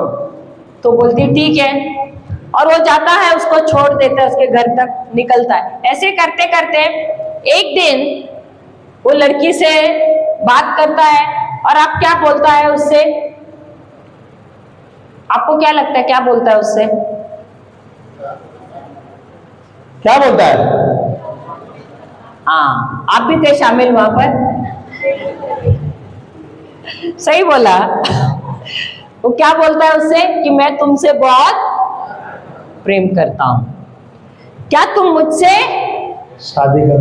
शादी करोगी? तो लड़की बोलती है ठीक है, लेकिन तुम्हें मेरे घर पे आना पड़ेगा, मेरे माता पिता को पूछना पड़ेगा। तो वो लड़का जाता है, उसके माता पिता से मिलता है, वो भी बहुत मिलनसार है, बहुत अच्छे हैं, बहुत स्वतंत्र ख्याल के हैं। तो वो भी बोलते हैं ठीक है। लड़का वो एंग्लो इंडियन नहीं है, लड़का है कहाँ का? साउथ का, दक्षिण भारत का है। अब दक्षिण भारत के लोग कैसे रहते हैं? बहुत ही नैरो माइंडेड को क्या बोलेंगे? उनकी सोच बहुत क्या बोलते हैं? सीमित रहती है। सही बात है, वो आजाद ख्याल के नहीं है।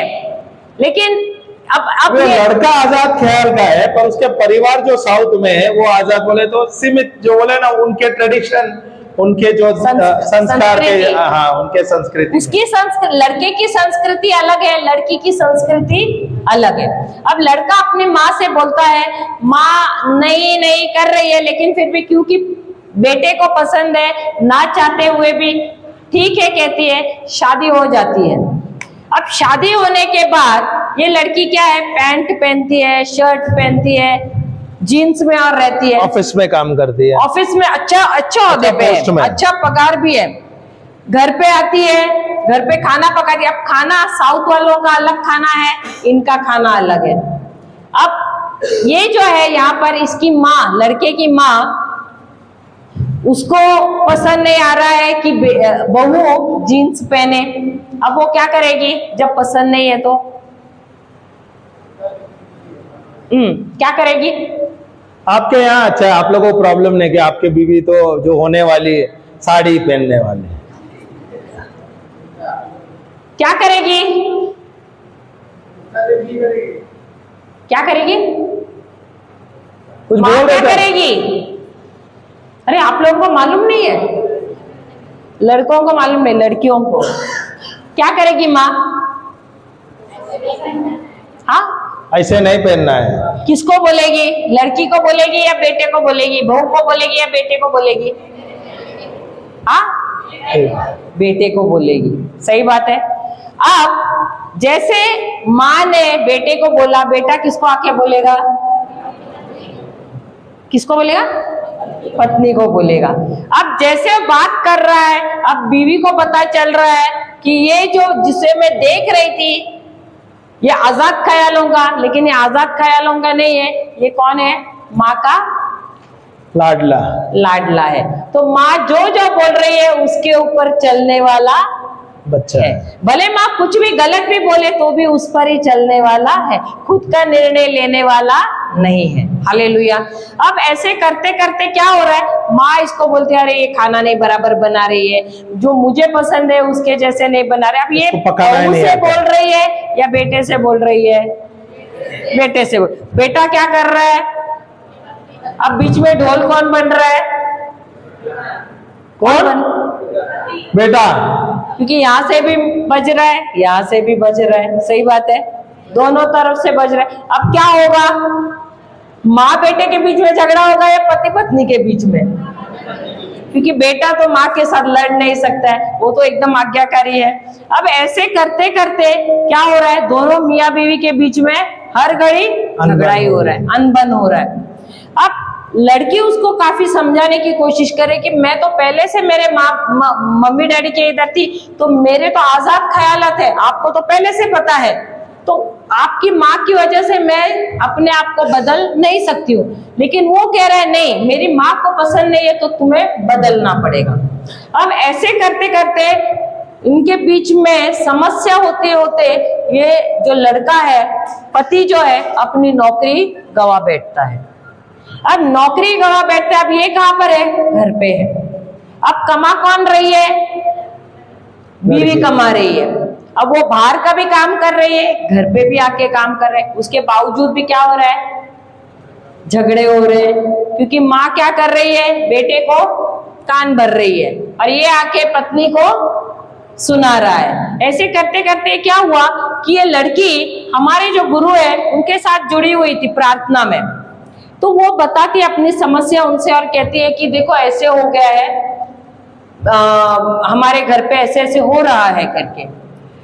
और वो कहने लगी कि क्योंकि मेरा पति प्रचारक है, मुझे लगा कि वो समझदार होगा, लेकिन शादी होने के बाद मुझे पता चला कि वो बाइबल के अनुसार चलने वाला नहीं है, वो तो माँ के अनुसार, जो बोल रही है माँ, उसके अनुसार चलने वाला है। हालेलुया, हालेलुया, हालेलुया। अब ये जो है गुरु हमारे, वो कहते हैं ठीक है ऐसे करना, हमारा रिट्रीट है अगले महीने में, ये फलाना तारीख को ऐसे करना, दोनों भी आ जाओ। तो ऐसे होता है कि लड़की तो आती है, लड़का कहता है मुझे बाइबल का पूरा ज्ञान है, मैं तो, मुझे आने की जरूरत नहीं है, और वो नहीं जाता है। और लड़की तो जाती है, वो सुनती है वचन को, लेकिन वो आती है घर पे, वापस वही हाल शुरू है, लड़के में कोई भी बदल नहीं है। जैसे जैसे माँ उसको भड़काती रहती है वैसे ही चालू है। एक दिन वो थक जाती है, वो बोलती है मुझे ऐसे घर पे रहने की क्या जरूरत है, और वो निकल जाती है, रिश्ता टूट जाता है। अब ये क्यों हुआ? हम पढ़ते हैं भजन संहिता 1 अध्याय 1 वचन।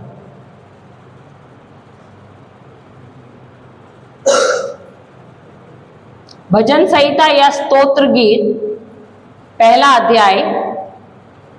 लिख तो लो, लिख रहे भी नहीं आप लोग, बहुत ज्यादा नींद आता है, शायद बहुत भारी हो गए। 1 अध्याय 1 वचन। हाँ, धन्य है वह मनुष्य जो दुष्टों की सलाह नहीं मानता और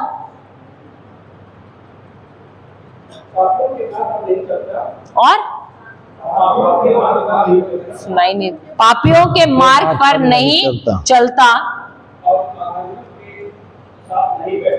और अधर्मियों के साथ नहीं बैठता। हालेलुया। अब क्या ये लड़के की माँ दुष्ट है? वचन क्या कह रहा है? धन्य है वो मनुष्य जो दुष्टों की सलाह नहीं मान। तो क्या हमारे माता पिता दुष्ट हैं? नहीं है। तो दुष्ट कौन है? दुष्ट व्यक्ति कौन है? तो दुष्ट कौन है? दुष्ट कौन है? क्या लिखा है? देखो तो बाइबल में क्या लिखा है, पढ़ो तो सही से, सुन तो नहीं रहे। क्या दीदी पढ़ लो, दोबारा पढ़ो। धन्य है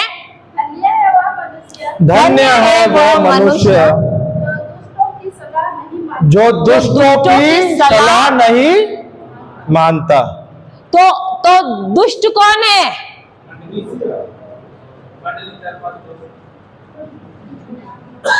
क्या वो लड़के की माँ दुष्ट है? फिर कौन दुष्ट है? कौन दुष्ट है? हाँ, कोई तो बोला। सलाह बोल रही है। सलाहकार भी नहीं, जो सलाह है, जो भी शब्द परमेश्वर के वचन के खिलाफ है, वो क्या हुआ? दुष्टि हुआ ना। क्या माँ को सांसारिक ज्ञान है, क्या आत्मिक ज्ञान है? वो क्या सलाह दे रही है? आत्मिक सलाह दे रही है या संसार का सलाह दे रही है? क्या अगर वो अपने बेटे को वचन का सलाह देती, बाइबल का सलाह देती, तो क्या उनकी शादी टूटती थी? लेकिन उसने सलाह कौन सी दी? संसार की दी, और इसकी वजह से क्या हो गया? उनकी शादी टूट गई।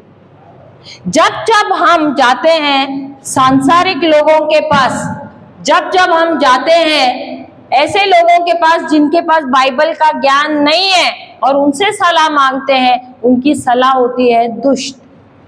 और यही ये वचन कहता है, धन्य है वो व्यक्ति, भले वो हमारे माता पिता ही क्यों ना हो, लेकिन अगर उनके पास बाइबल का ज्ञान नहीं है तो आपको उनका सलाह नहीं लेना है, क्योंकि उनकी सलाह आपको हानिकारक हो, नाश की तरफ लेकर जाएगा, बर्बादी की तरफ लेकर जाएगा। शायद आपकी शादी भी बर्बाद हो सकती है। और इसीलिए परमेश्वर कहता है, जब पति पत्नी शादी में एक हो जाते हैं, वो किसके साथ जुड़ जाते हैं? उस संस्था के साथ जुड़ जाते हैं, यानी यीशु के साथ जुड़ जाते हैं, उसके वचन के साथ जुड़ जाते हैं। तो उनको सलाह लोगों से नहीं लेना है, उनको सलाह परिवार वालों से नहीं लेना है, उनका सलाह कहां से आना चाहिए? बाइबल से आना चाहिए, प्रभु के वचन से आना चाहिए। हालेलुया। हमारे बीच में भी कभी अनबन होता है तो हम वचन को बीच में लाते हैं, क्योंकि जब वचन बीच में आता है तो कभी भी उसके ऊपर कोई आर्ग्यूमेंट नहीं होता है। क्यों? क्योंकि वो किसका वचन है? परमेश्वर का वचन है। और अभी तो ऐसा हुआ है कि हमारे बच्चों को भी वचन का ज्ञान है, सही है, क्योंकि हम छोटे उम्र से ही उनको वचन दिए, सही है। रिट्रीट जहां भी हुए, बिनती पास जहां भी होते थे, हम उनको लेके जाते थे। तो अभी ऐसा है, कभी कभी हमारे बीच में कभी तू मैं हो जाता है, होता है क्या नहीं? अभी भी होता है। हालेलुया। तो उसी समय में बच्चे टोकते हैं और वो वचन देते हैं, वो सांसारिक ज्ञान नहीं देते, उनके पास वचन है। अभी वो क्या कर रहे हैं? सही सलाह दे रहे हैं क्या नहीं? पर वो सलाह कहां से दे रहे हैं? सांसारिक सलाह दे रहे हैं क्या वचन के अनुसार दे रहे हैं? तो क्या वे व्यक्ति जो है प्रभु के वचन लेते हुए वो दुष्ट व्यक्ति हो गया? नहीं ना। तो यहां पर दुष्ट व्यक्ति का जो तुलना किया है वो कौन है? जो सांसारिक ज्ञान देता है उसको दुष्ट व्यक्ति कहता है। उसकी सलाह को उसकी दुष्ट सलाह का है। को, वो हाँ। व्यक्ति नहीं है दुष्ट, लेकिन जो उसकी सलाह सलाह वो को। देता है वो दुष्ट है। क्यों? क्योंकि उसकी जो सलाह है वो परमेश्वर के वचन के खिलाफ है। अब हमारे घर पे कौन है? पुलिस है, हमारे बच्चे ही खुद है। तो हमारे बीच में अगर थोड़ा भी कुछ हो गया शब्दों का, तुरंत लेकर आते हैं वचन को। तो अब क्या हमारे बीच में कुछ लड़ाई होती है? नहीं होती है। क्यों? क्योंकि हमारा जो जज है कौन है? प्रभु का वचन है। और जब प्रभु का वचन आता है उसके सामने हमारी नहीं चलती है। अगर प्रभु के वचन में ये कहा है तो हमको उसके अनुसार चलना ही है। और तब क्या हमारी शादी में कोई दरार आएगी? नहीं आएगी। क्यों? क्योंकि अब हमको जवाब किसको देना है? खुद प्रभु यीशु को, एक दूसरे को नहीं। हमको देना है हमारे उस पार्टनर को जो है प्रभु यीशु, जो हमेशा परफेक्ट है। समझ गए? तो इसीलिए उनकी सलाह पर चलना है, उनके वचन पर चलना है। अगर हम उनके वचन पर, उनके सलाह के अनुसार चलेंगे तो हमारे शादीशुदा जीवन में कभी भी कोई भी समस्या नहीं आएगी, और आए भी तो वचन के अनुसार उसका सुझाव हमको मिलता है। हालेलुया। यूहन्ना का पुस्तक 10:10 में लिखा है, चोर आता है चोरी करने के लिए, घात करने के लिए, नाश करने के लिए, मारने के लिए। यूहन्ना 10:10। और प्रभु यीशु आया है जीवन देने, बहुतायक जीवन देने। यूहन्ना 10:10 हम ये लेंगे स्तोत्र ग्रंथ या भजन संहिता, इसमें से कुछ सीखेंगे। ले रहे हैं ना, कंटिन्यू करेंगे। हाँ पूरा गीत है ग्रीन का, इट इज गुड। चोर, फिर से बोलिए। चोर केवल चुराने, मारने और नाश करने आता है। मैं इसलिए आया हूँ कि वे जीवन प्राप्त करे, बल्कि परिपूर्ण जीवन प्राप्त करे। तो यहाँ पे चोर की तुलना किससे किया है? ये चोर कौन है? चोर है शैतान। और उसका काम क्या है? उसका काम है सिर्फ नाश करना, घात करना और मारना। उसका मेन उद्देश्य ही है। वो बहुत जलता है ईश्वर के बच्चों से। हम ईश्वर के बच्चे हैं तो हमसे बहुत ज्यादा जलता है, इसलिए वो हर पल देखता है ईश्वर के बच्चों का नाश कैसे हो जाए। तो अलग अलग तरीके इस्तेमाल करता है ताकि वे बच्चों का नाश करे। और वो कैसा करता है? चोरी करता है, घात करता है, नाश करता है, मारता है। उसके लिए कोई नियम नहीं है। हालेलुया, हालेलुया, हालेलुया, हालेलुया। प्रभु यीशु आया है यहाँ पर हमारे लिए। क्यों? जीवन देने के लिए, बहुतायक जीवन देने के लिए। हालेलुया। और प्रभु यीशु द्वारा हमें जीवन मिला है, प्रभु यीशु के द्वारा हमें बहुतायक जीवन मिला है। हालेलुया, हालेलुया। तो हमें बहुत ज्यादा सावधान होना चाहिए कि हम सलाह किससे लेते हैं? सांसारिक लोगों से, या हम लेते हैं सलाह बाइबल के द्वारा, या जो बाइबल का वचन लेते हैं और उसके अनुसार आपके साथ काउंसलिंग करते हैं, आपको समझाते हैं। हालेलुया, हालेलुया, हालेलुया। तो हमें बहुत ज्यादा सावधान होना चाहिए, क्योंकि हम जो अभी नया जीवन जीने वाले, प्रभु यीशु खुद हमारे जीवन के मुख्य सदस्य है, या हमारे कलीसिया के मुख्य है। सही है क्या नहीं? और यहाँ पर हम अभी नया एक कलीसिया बनाने वाले। सही है? सही है क्या नहीं? हालेलुया। तो जहां पर जो गुरु है वो प्रभु यीशु है, और उसके सलाह के अनुसार हमें हमारा चर्च बनाना है और ये चर्च बढ़ाना है। तो अगर ये चर्च को बढ़ाना है तो कैसे बढ़ाएंगे? जब प्रभु यीशु का या उसका वचन का ज्ञान नहीं रहेगा तो हम बढ़ा पाएंगे? नहीं बढ़ा पाएंगे, बढ़ेगा नहीं। उसमें वो दरार आने वाले, समस्या बढ़ जाएगी, क्योंकि आपके पास वचन ही नहीं है। आपको पता ही नहीं है क्या, जो इंस्टीट्यूट को क्या बोला था? संस्था जो है, जो चर्च है, उसका मुख्य है प्रभु यीशु। हालेलुया, हालेलुया, हालेलुया, हालेलुया, हालेलुया। तो प्रभु यीशु आया हमारे लिए जीवन देने के लिए, बहुतायक जीवन देने के लिए। क्या हम ये बहुतायक जीवन जी रहे हैं? क्या ये जीवन हम जी रहे हैं जो प्रभु ने हमें दिया है? क्या हम बीमारी से जी रहे हैं, कंगाल जी रहे हैं, श्रापित जी रहे हैं, या बहुतायक जीवन जी रहे हैं? हमें कैसा जीवन जीना चाहिए? अच्छा जीवन जीना चाहिए ना, जो प्रभु ने हमें दिया है। जब प्रभु हमारे साथ है, उसके द्वारा हमारा जीवन बहुत ही सुंदर होना चाहिए। वाकई हम जी रहे हैं ऐसा? नहीं। हालेलुया, हालेलुया, हालेलुया, हालेलुया। जय यीशु, जय यीशु। आंखें बंद करते हैं।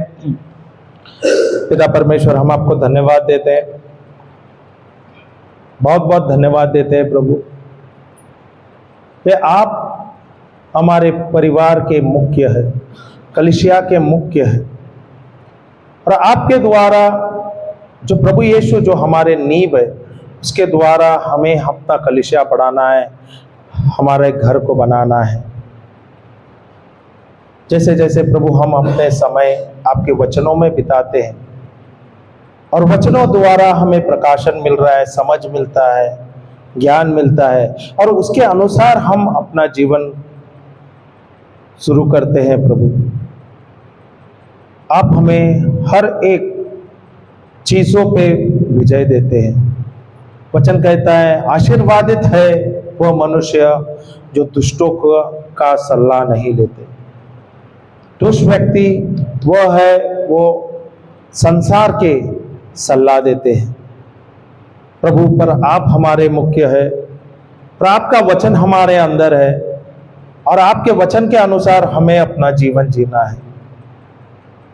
प्रभु आप आए हैं हमें जीवन देने के लिए, बहुतायक जीवन देने के लिए, और ये जीवन आपने जो दिया है बहुतायक जीवन प्रभु, इसका जड़ है प्रभु यीशु, इसका जड़ है ईश्वर का वचन जो स्वयं ही प्रभु यीशु है। धन्यवाद देते प्रभु हमें सिखाने के लिए, प्रचार सरल सुंदर बनाने के लिए। धन्यवाद ईश्वर, धन्यवाद यीशु, धन्यवाद पवित्र आत्मा। हम सब प्रार्थना करते हैं प्रभु यीशु क्रिस्त के नाम से, आमेन आमेन आमेन।